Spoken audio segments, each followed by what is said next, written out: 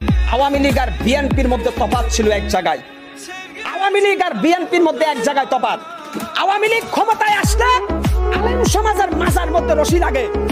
আওয়ামী লীগ ক্ষমতায় আসলে মসজিদের ভিতরে শুক্রবারে জুমার নামাজের সময় ইমাম সাহেব স্বাধীনভাবে খুতবা দিতে পারে না। আওয়ামী লীগ ক্ষমতায় আসলে বাংলাদেশের বিভিন্ন তাফসীরুল কোরআন মাহফিলে আলেমরা কোরআনের কথা বলতে পারে না। আর বিএনপি ক্ষমতায় আসলে জাতীয় সংসদে কোরআনের আয়াত থেকে কথা বলে।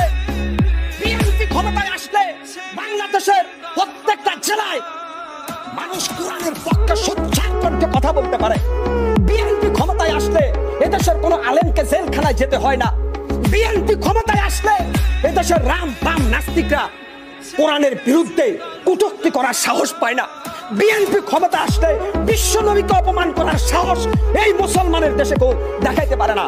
কেন আজকে বিএনপির নামে প্রপাগান্ডা?